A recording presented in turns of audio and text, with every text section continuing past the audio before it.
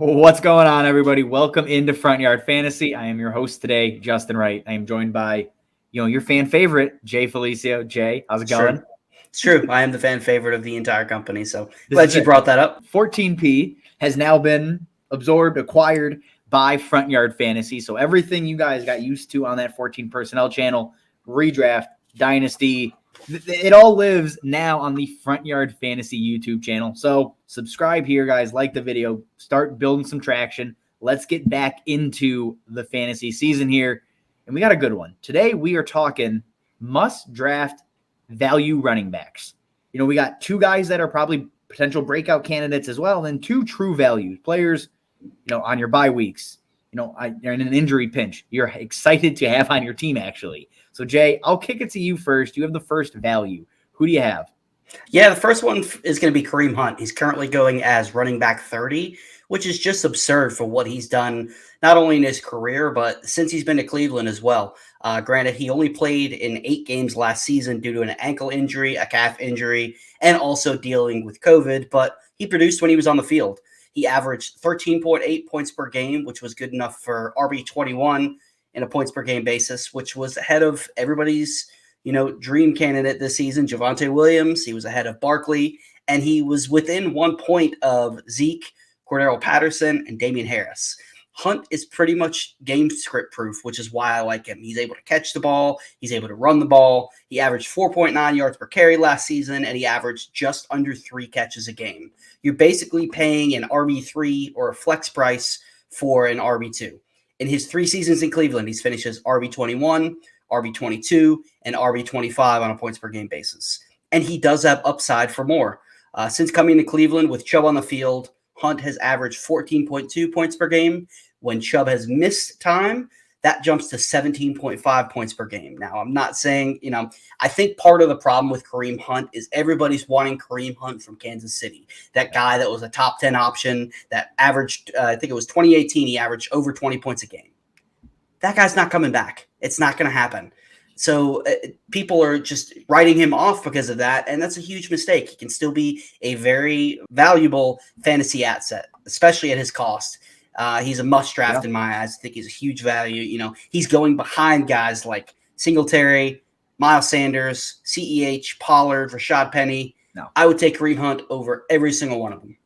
Yeah, I completely agree. And the thing that makes Kareem Hunt so interesting is, this Deshaun Watson suspension or potential suspension, right? I think we'll probably find out by the time this video drops. But when Jacoby Brissett, when he is under center this year, and it's going to happen, there will be a suspension of some level.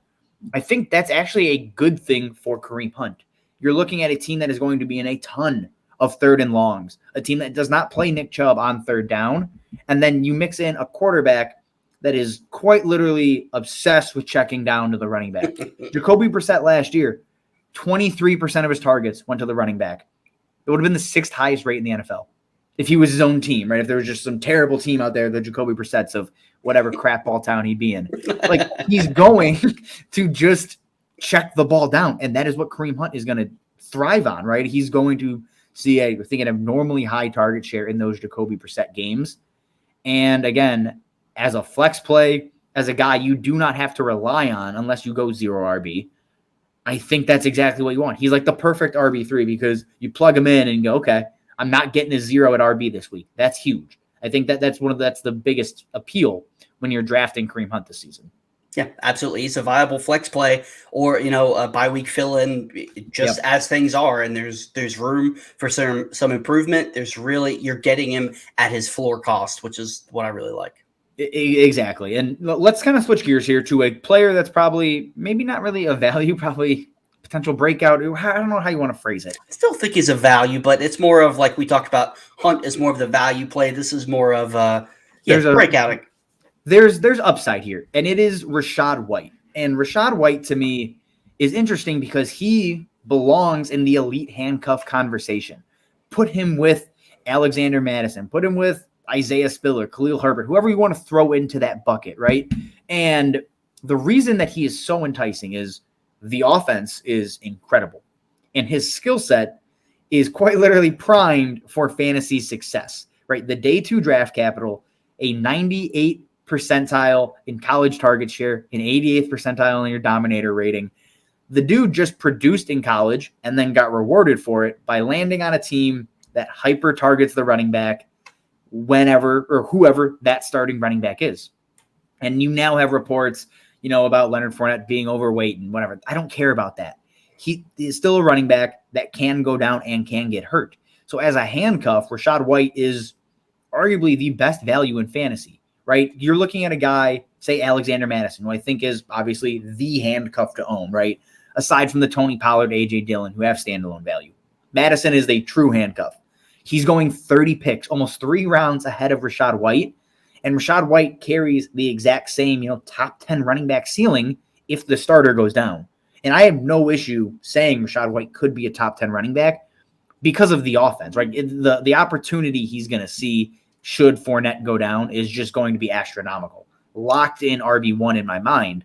And to get him 3 rounds later than Alexander Madison, again, the holy grail of handcuffs right now, I think that's really, really difficult to say, he's not a value. He's going behind Isaiah Spiller by about a round. And again, Isaiah Spiller belongs in that bucket as well. But he's going behind someone like Dameon Pierce. And here's the thing. Dameon Pierce can win that job in Houston. I don't care. I was literally about to say, who cares? It doesn't matter. Dameon Pierce's upside is a back-end RB2 because the offense is a joke. And Dameon Pierce, I don't think, is that good. Rachaad White, yes, he's not going to have week-to-week standalone value. That's fine. I don't really want to play a back-end RB2 most weeks anyways. That's not my ideal lineup. I'd rather get the guy that gives you legitimate league-winning upside should something happen. And to get him at RB 49, that's a joke. He's become an auto pick. I'll take him a round ahead of ADP just to make sure I get him.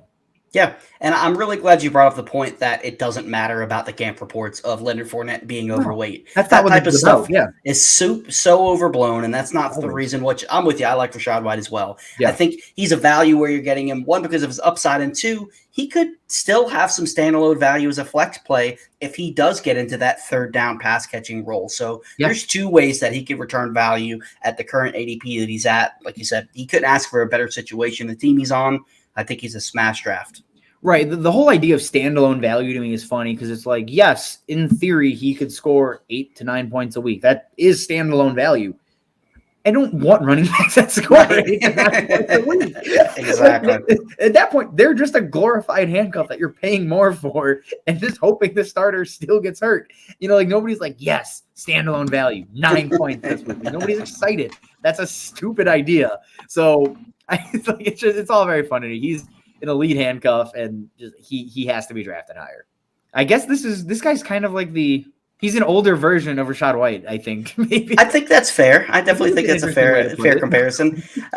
Better or worse than Rachaad White for his career, but we'll see. Yeah. Chase Edmonds is currently going as running back 33, and similar to Hunt, his pass catching ability offers him a pretty decent floor to be at least flex viable. Yep. He's had a sizable target share over the past 2 seasons, 13% and 12% respectively. Last year, he had 43 catches in just 12 games, which was 13th highest for running backs. If he plays just a few more games, he's easily in the top 10. Yeah. He was top 10 in yards per route run and catch rate for running backs. He had 3 or more catches in 9 of his 12 games. And similar to Hunt, he got it done on the ground as well. 5.1 yards per carry. 5.7 yards per touch, both were the top 10 for running backs. He had the 12th highest juke rate in the NFL for running backs. The running back situation in Miami is unclear, and people are shying away from it because of that. That is the exact situations that I want to target, the ambiguous backfields. You've heard people say it over and over again. I don't know who coined the term, but it's perfect because it's the truth. At this ADP, his competition is Raheem Mostert, who is 30 years old and can't stay on the field. Sony Michel, who's been average at best. He's had some stretches, especially, down the stretch on the Rams last year, but he hasn't been anything special in his career. And Myles Gaskin, who just plain sucks. So for me, he's got an opportunity to be the running back 1 in Mike McDaniel's offense. We saw, what fantasy viability can come from this type of offense that he's going to bring over from San Francisco. Mostert or Michel could go down and get hurt. They could just not be productive. And Edmonds would be in line to have a very sizable role in this offense. I think as running back 33, there's absolutely no reason not to take him there. He should easily have a safe floor. And, if everything breaks right, he could be a high-end RB2 pretty easily. Yeah, no, I'm with you on that. And I'm typically not a, let's draft a floor running back type of guy. But when you're waiting on running back and you're not hammering 3 RBs early, you still want to have a guy in the chamber that, very similar to Kareem Hunt is going to potentially give you, back end RB2 numbers. But the thing with him is if he has the potential to actually lead this backfield, you're not drafting him saying, he caps out around RB24. That's the difference. Like, he's not Dameon Pierce. Like, that's the difference in the argument here, where you just heard me harp on Dameon Pierce.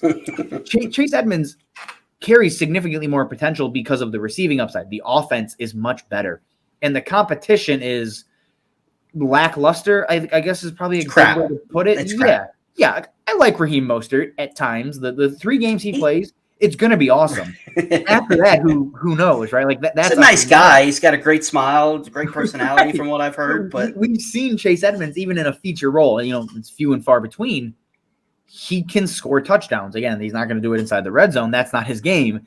But he still can carry touchdown upside. He can break long plays, and he has insane receiving upside, which is where all of this appeal comes from. And if he gets any kind of uptick in rushing, you're looking at a top 20 running back most likely. And then that's the thing. It's the ambiguous backfields that's where the breakouts come from. I mean, look at quite literally James Conner and Chase Edmonds last year. Ambiguous backfield. Again, if you were on the Edmonds side, you weren't even really wrong because Edmonds was good. James Conner just happened to be better, once he had a lion's share of the work. So these are the backfields you want to target. We're talking ambiguous backfields here, so it makes sense to close out with what's quietly becoming one of the most confusing backfields, and I feel like, of course, it is. It's a Bill Belichick backfield. Exactly. It is the New England Patriots, and no, Damien Harris is not the value. It is Rhamondre Stevenson. This is not even in response to the camp reports that he's taking RB1 snaps, because, I mean, 1, that's great news. He is. But 2, me and Jay have been very excited about Rhamondre Stevenson well up to that report. And now, this ADP of RB36, it's going to inflate, which is a bummer. But, I mean, right now, again, if you're drafting early, Rhamondre Stevenson is one of those guys that can take, RB3 ADP and just flip it on its head and turn it into a top 15 performance. He carries RB1 upside, right? You're looking at a guy that, should he beat out Damien Harris, and he already outsnapped him and out-touched him from week 10 on last year, he could have that all-inclusive, the holy grail of red zone roles in the New England Patriots offense, a guy that is shockingly shifty, the 4th highest juke rate in the NFL last year, and has, decent hands. Is he going to catch 40, 50 passes? No. But he does, he did catch 14 last year, splitting a backfield, not playing a full season. So, 30 catches is in the realm of possibility for Rhamondre Stevenson. And again, is this likely a committee? I think that's most likely where it heads. I don't think it goes, Bill Belichick flips the script and goes full workhorse on a second-year running back. But the fact that he's taking the lead early on is huge.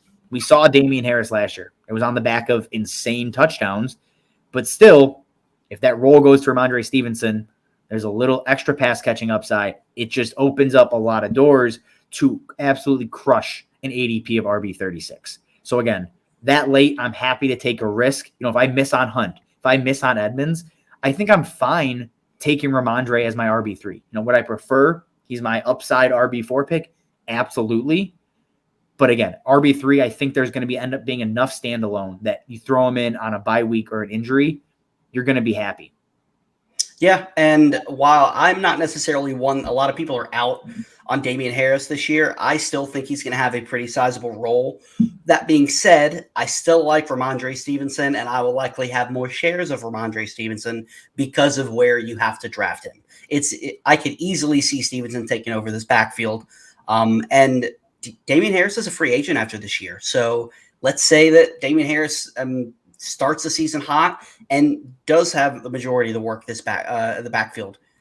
Go out and look to trade for him. If Stevenson's on waivers, in redraft leagues or in dynasty leagues, if the manager's down on him, he's somebody who I would be looking to acquire halfway through the season, halfway through the regular season, towards the end, because those are the type of guys, you pick up the Damian Harris's, the Sony Michel's, Amon-Ra St. Brown, talking to wide receiver, that can get hot down the stretch. I could see a situation where Stevenson has that type of finish if he's able to take over the backfield halfway through the year. So with the ADP that it's at, with the upside, I think that even though this is still going to be a shared backfield, I feel like it's going to be funneled between these two players a lot more so than you would expect from a New England offense. Yeah. So this is one offense that I'm not afraid to have both running backs on my team, because I do think they're both going to put up some pretty decent production.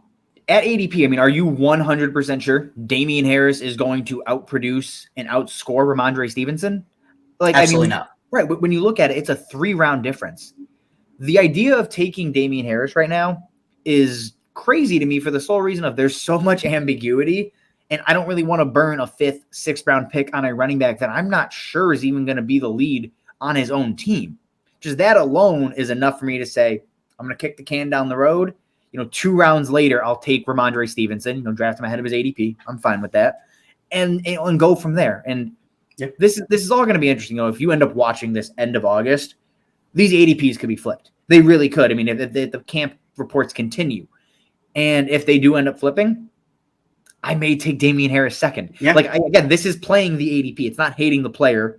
It's just loving where they're getting drafted. Exactly. And that's where the whole value thing comes in. That's why, it's he's the high upside play because of the value of where you're drafting him. Exactly. All right, everybody. That is all we have for you. Again, guys, if you like what we're doing here, like the video, questions, comments, drop them all down below. Subscribe to the channel. If you're missing 14P stuff, just come here. It's all going to be here forever. Hopefully, that's the goal. No, not hopefully forever. You're here forever. So we're locked in. Blood oath. All right, guys. That is all we have for you. As always, thank you for watching, and we will see you next time.